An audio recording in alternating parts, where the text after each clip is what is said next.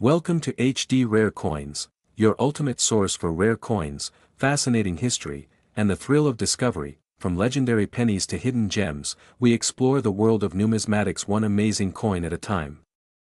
In the dim light of an attic in Columbus, Ohio, a dusty coin album was slid from a shelf no one had touched in years. The leather had cracked. The plastic pages were brittle. But nestled between faded 2-cent pieces and tarnished Roosevelt dimes was something that gleamed with an unusual brightness. The quarter's reeded edge was flawless, the surface unmarred. It was a 1974 Washington quarter. Ordinary to most, but to a trained eye like Thomas Jensen's, it shimmered with potential. It looked too sharp, too defined, almost proof-like. He flipped it. No mint mark. Philadelphia. And yet, the detail on Washington's hair, the definition in the eagle's feathers, it was different. Thomas was no stranger to coin collecting. He'd spent 3 decades hunting rarities. But there was something strange about this coin, something that pulled him in deeper than any Morgan dollar or Buffalo nickel ever had. He packed it carefully, shipped it off for grading, and waited. Weeks later, the email arrived, *** 1974 Washington quarter, Philadelphia, graded MS68+*** population. And suddenly, a quarter that was minted to be spent on a Coke or a phone call became a centerpiece of American numismatic legend. But let's rewind. The year 1974 was complicated. The United States was grappling with economic tension, political scandal, and an energy crisis that rattled every corner of American life. Watergate was dominating headlines. President Nixon's trust was eroding. Inflation was high. The coinage that passed through millions of hands every day bore silent witness to a country in flux. The Washington quarter had already become a familiar figure in Americans' pockets. First introduced in 1932 to commemorate the 200th anniversary of George Washington's birth, its original design by John Flanagan featured a stoic profile of the first president on the obverse, and a powerful eagle clutching arrows on the reverse, a symbol of strength and readiness for defense. By 1974, it had remained largely unchanged for over 40 years, but things were shifting behind the scenes. In 1974, the mint was preparing for something monumental, the potential switch from copper-nickel to aluminum planchets. Inflation had made traditional coin metals increasingly expensive, and there was genuine concern that if prices continued to rise, the mint might need to change the composition of circulating coins to save costs. Experimental aluminum quarters were struck that year, approximately 1.5 million test pieces. Most were destroyed. But rumors persisted, a few escaped. Whispers of surviving aluminum 1974 quarters would haunt collectors for decades, even as none surfaced publicly. So even before touching design, mint marks, or errors, the 1974 quarter already held myth. Back to the copper-nickel version that circulated widely. That year, the Philadelphia Mint produced 801 for 56,000 quarters. The Denver Mint struck 353, 160, 300. No quarters were made at San Francisco for general circulation, but proofs were minted, just over 2.6 million, for collectors. In sheer quantity, these quarters weren't rare. Not on the surface, but quantity is never the full story, because as collectors know, the rarity isn't always in the minting, it's in the preservation. Most 1974 quarters entered circulation fast and hard. They rattled through vending machines, fell from glove compartments, were dropped on sidewalks, and were left to oxidize in junk drawers. They wore down quickly. Hairlines faded. The eagle lost its edge. Full strikes, especially those with original luster, are scarce. Now, add grading into the mix. Finding a 1974 quarter in MS67 or above, especially one without carbon spots, bag marks, or strike weakness, is incredibly rare. In fact, as of the last count, PCGS has certified only a handful at MS68, and 0 above that from Denver. For Philadelphia, just one MS68 plus, the very one discovered by Thomas in that dusty attic. Then came the errors. 1974, D quarter emerged with a major off-center strike, approximately 15%. The obverse was shifted dramatically, leaving part of the rim blank and slicing through Washington's profile. That coin, raw, sold for $1, $2.50. Another, a double die obverse, showed slight doubling on the word liberty and the "In God We Trust" motto. That one fetched nearly $3,000 after certification, but the most famous 1974 quarter error, it's the 1974 D struck on a silver planchet. How this happened is still debated.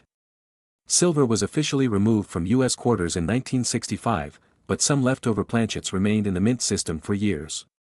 It's believed that one or two might have been accidentally used in 1974. Weighing in at 6.25 grams instead of 5.67, with a distinct ring when dropped, these silver planchet errors are the holy grail for 1974 quarter hunters.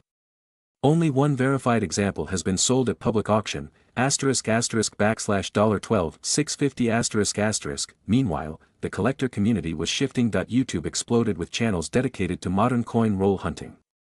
One creator, Hidden Mint, posted a video titled found a $$10,000 quarter in a box of laundry coins. It went viral. The coin. A 1974 D with a perfect obverse die clash, MS-65 grade. Viewers rushed to their jars, their car trays, their parents' coin collections. The modern quarter wasn't just pocket change, it was potential, and every collector, no matter how small their budget, could participate. Even more exciting was the rise of transitional collectors, those who study design and material changes over time. They noted how 1974 marked the end of a visual lineage. A year later, in 1975, no quarters bore the 1975 date because of preparations for the bicentennial design. So 1974 was the final, standard, Washington quarter before America's 200th birthday, that made it, in a way, the end of an era. Graders began applying higher premiums for 1974 quarters with full strike characteristics. Coins with sharp eagles, complete feather detail, and fully visible initials, JF, for Flanagan, saw rising demand. One collector paid $800 for an MS-67 Plus with strong reverse detail and a golden toning around the rim, and then came the twist that a storage facility in Nevada was being cleaned out after a tenant failed to pay rent. Among the dusty furniture and expired cereal boxes was a heavy-duty safe. Inside, dozens of old mint sets. But at the bottom was a small cardboard tube labeled, pulled for recheck, 1974 quarters. Inside were 40 quarters, each wrapped in soft cloth. Most were nothing special, but one was struck entirely on a foreign planchet, thinner, brighter, and oddly glossy. NGC graded it as a 1974 P struck on an experimental 5.2G planchet, possibly intended for South American export coins, private sale, $18000. That's when collectors began asking a different question, not, what's this coin worth? But, how many more are out there? Today, the 1974 quarter is experiencing a renaissance that it's no longer the forgotten pre-bicentennial leftover. It's the centerpiece of error hunts, grading chases, YouTube reveals, and TikTok trends. And at the top of the mountain sits that one perfect MS-68 Plus Philadelphia quarter, offered a private buyout of $36,000 and counting, still not sold, still waiting, for history, after all, is patient, and so, the 1974 quarter, born in a chaotic time, passed through millions of hands, and nearly forgotten in attics and basements, has finally found its voice. A coin once used to buy soda can now buy a car, and maybe, if you're lucky, the next one in your pocket could be the next to make headlines. The buzz around the 1974 quarter had spread far beyond forums and coin clubs. By late 2025, it had sparked a quiet revolution among a new generation of collectors who no longer cared about just age or metal content. They cared about mystery. About stories. And the 1974 quarter had all of that, and more. In a small town in Oregon, a retired Army mechanic named Glenn opened a lockbox that had sat untouched for over 30 years. Inside were bags of mixed quarters he'd saved during his military travels across the U.S., all dated from the early 70s. Glenn wasn't a collector, but he had an eye for symmetry, detail, precision. One particular coin caught his eye. It was a Denver minted 1974 quarter, but the texture, it was smooth in places it shouldn't be. He took a closer look under a magnifier and noticed what he thought were bruises on the letters. It turned out to be a rare die polishing error, where overzealous maintenance at the mint had unintentionally wiped away parts of the coin's details, removing portions of the eagle's legs and weakening the branch detail. Yet the rest of the coin remained crisp, untouched. The result? A surreal, ghost-like design. Graded MS-66, it fetched $6,200 at auction, one of the highest ever paid for a known die-polished 1974 quarter. Then came the whispers again, about another aluminum strike. A rumor emerged that a second 1974 quarter struck on an aluminum planchet had surfaced in New Mexico. The source? A coin dealer's estate liquidation, where a handwritten inventory list mentioned lightweight 1974, possibly not copper-nickel. When experts examined the coin, it weighed 4.2 grams, far below the standard 5.67 grams for clad quarters. Spectroanalysis showed a high aluminum content, and the coin itself bore none of the magnetic response of standard metal alloy. Graded $55, likely due to light circulation before discovery, it was quietly purchased for $58,000 in a private transaction.no name. No photographs. Just a receipt and the legend. Now collectors were obsessed that if one aluminum 1974 quarter could escape, and another could slip through. What else was still out there? This wasn't just roll hunting. This was treasure hunting. The United States Mint, of course, maintained silence. Official statements continued to deny the survival of aluminum quarters beyond testing, repeating that all were accounted for or destroyed. There was nothing extraordinary about the way the quarter was found. It didn't come from a vault or a museum. It was in a gas station tip jar, among candy wrappers and copper pennies. A quick glance, a flip of the wrist, and it landed in Tyler Monroe's palm. At first glance, it was just a quarter, dated 1992. Denver Mint. But something was different. It felt smoother. The edge wasn't as sharp. The rim was wider in some places, thinner in others. And the color, it gleamed in a way Tyler hadn't seen in decades. Tyler was a hobbyist. Not an expert. He'd collected coins casually, just for fun.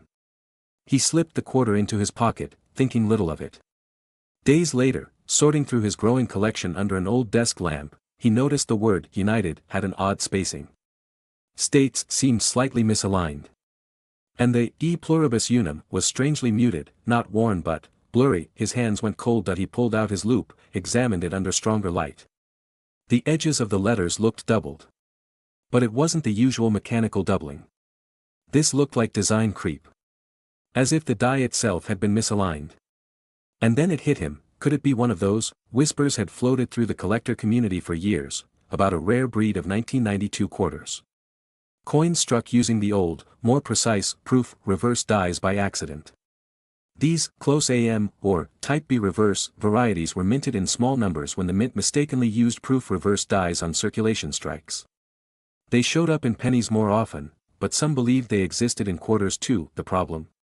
No one had confirmed the Denver minted one. Until now. Tyler's quarter was sent to PCGS. He waited 6 agonizing weeks. The verdict: 1992, D Washington quarter, Type B reverse, graded MS66 population. 1 coin once dropped as spare change was suddenly worth more than most people's rent. But let's rewind. In 1992, the U.S. Mint was at a crossroads. The economic boom of the late 80s was fading. The Gulf War had just ended. President George H.W. Bush was facing re-election. And deep within the presses of the Denver Mint, millions of quarters were being struck as fast as machines would allow. There were no grand celebrations tied to the quarter that year. No special bicentennial markings. No new portraits. No silver strikes outside of special proof sets. Just the Washington quarter, steady, simple, familiar. The obverse still bore John Flanagan 1932 design of George Washington. The reverse, an eagle clutching arrows atop olive branches, was seen by every American every day. It had become almost invisible in its familiarity, and yet, something had gone wrong. Somewhere during production at the Denver Mint, a die meant for proof coins, featuring a crisp, tighter spacing on United States of America, and the hallmark separation between the letters A and M in America, was mistakenly used on a batch of circulation quarters. The result was a few hundred, maybe a few thousand, 1992, D quarters that were different. The Mint never confirmed how many were struck. Most likely, no one noticed. They passed through hands. Were spent at vending machines. Vanished into parking meters and soda machines. Worn down before anyone knew what they were, and that's what made Tyler's discovery so explosive. The coin was pristine. Not just rare, unbelievably rare in that condition, word spread fast. Coin World picked it up. Then numismatic news. YouTube channels began dissecting every inch of the photo that PCGS published. Even the forums lit up. Could there be more? Had anyone missed them? Roll hunters and collectors began tearing into sealed boxes of 1992 D quarters like treasure hunters chasing a myth. One YouTuber, crisp change, Liv streamed himself opening 40 rolls of Denver quarters from a vintage Fed box. On roll 37, he found one. Same design. Same AM spacing. His wasn't as crisp, graded MS63, but it still sold $4 800. And then came the speculation that if there were at least two, how many more existed, but it wasn't just the Type B reverse that had people talking. Another collector in Arizona reported a 1992 D quarter with a major off-center strike, where Washington's face was cut nearly in half, with a clear crescent of blank planchet visible. The reverse was similarly shifted. It sold at auction $4 950. Next, an error coin surfaced with a broad strike and no reading. It had spilled out slightly beyond the normal quarter size and was remarkably well centered. NGC certified it as genuine and gave it an MS65 grade. Private sale, $2 100. But it wasn't just the errors or reverse types driving collectors wild. It was the condition. Very few 1992 D quarters survived the 90s in mint condition. They were heavily circulated, worn, battered. The few that remained sharp enough to be graded MS67 or higher became trophies. One such coin, MS67 Plus, no spots, full luster, was auctioned at Heritage $4 100. The buyer? An anonymous collector building a full 1990s quartermaster set in only top grades. As more discoveries came in, the market shifted. Dealers began aggressively buying up BU rolls of 1992 D quarters. Prices surged. What once cost $10 per roll was now fetching $300, $400 if sealed and untouched. And that wasn't just hype. Every new roll had the potential to contain one of the ultra-rare proof reverse strikes or major errors. The mint, silent at first, finally responded to collector pressure. In a short bulletin, they acknowledged the possibility that proof dies were accidentally used in 1992 for some Denver quarters. No official number. No explanation. But the confirmation only intensified the frenzy, and then, just as interest reached a fever pitch, an estate sale in Michigan revealed a final twist. A private collector's binder, meticulously labeled, held a single 1992 D quarter, *** struck on a dime planchet ***. The coin was underweight, missing the rim, and showed full strike on a smaller flan. NGC graded it AU 58. Auction price, $11 800. Now, in the collector world, the 1992 D quarter had fully arrived. Not just as a coin, but as a phenomenon, it was everything modern numismatics hopes for: rare, mysterious, historical, and potentially still hiding in change jars across the country. It brought together the old and new, die-hard veterans and TikTok-age collectors, all searching, all flipping coins under cheap desk lamps, chasing that shimmer of hope. And in the center of it all, the very coin Tyler found that day in a tip jar, the one now called the Monroe quarter, remained untouched in a climate-controlled vault, still held by its humble discoverer. He'd been offered $28,000 by a private buyer. He refused, because to him, the real treasure wasn't just the money. It was the moment. The thrill. The mystery, and the knowledge that one plain, overlooked quarter could still change a life, because this wasn't just a 25-cent piece. It was a story, a legacy, and maybe, if you're holding one just like it, a golden chance hidden in plain sight. The buzz didn't die down. In fact, it grew louder. At first, it was just numismatists whispering about it over email threads and quiet table corners at local coin shows. Then collectors began posting high-definition macro shots of their 1992 D quarters online, obsessed with catching that elusive Type B reverse clue, focusing on the gap between the A and M in America.